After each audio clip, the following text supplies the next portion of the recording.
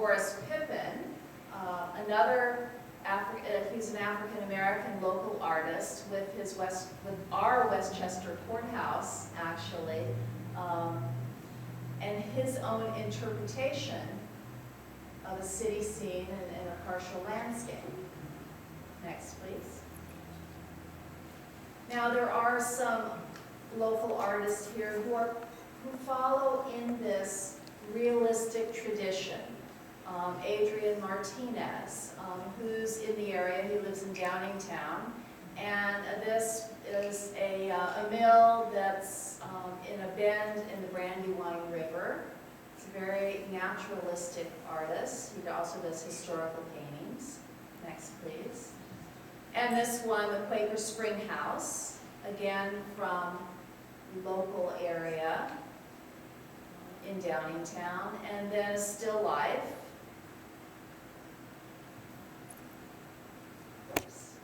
Now the modernist, or I call it the modernist school, is just kind of another stream of the Brandywine area here in Chester County,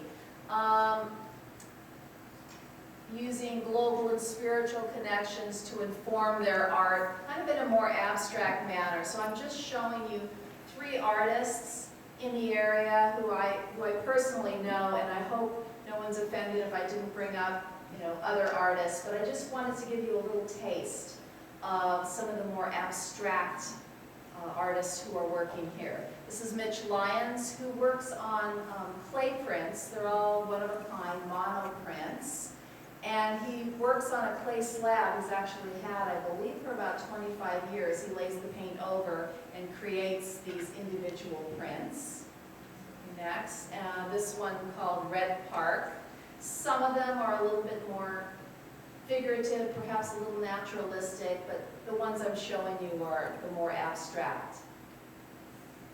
And the next artist, Antonio Curie, is a 40-year-old artist who also is currently residing in Downingtown. And these are some of his more recent paintings. This one's called Vortex. He is working with the sphere as indicative of life, the cell. This one I really like, Annapurna at Night. He was born at the base of the Himalaya Mountains. So he has both the Buddhist and Roman Catholic mix, and then he's sort of biracial, but he's very spiritually inclined. And I was commenting that I really enjoyed his series that he had done a number of years ago on mitosis. And so he's now working a lot more with this kind of imagery, but he's an abstract artist. And the last one is mitosis of the soul. Mitosis is when a cell divides and forms something new. He also thinks of it as cells or things coming together to form a whole, which this one is doing. Okay, and next. And then this is finally the last artist I wanted to show you. She just had an exhibition in our Mitchell McKinney Gallery, Maureen Durdak. She was also inspired by Buddhist thought. She'd been traveling a lot in the area of Nepal.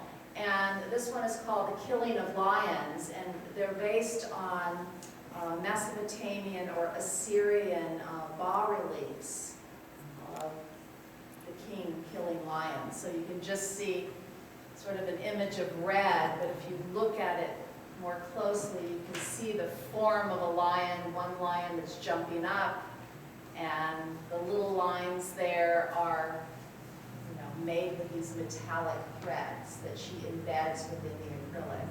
Next, please. And this is another image that she created as well called Ashur. Ashur was the god of the Assyrians. And you can see part of a body within there if you look at that. So she takes her art, both abstract, but also mixes in the spiritual element and this connection with myth and with stories. So this is the end of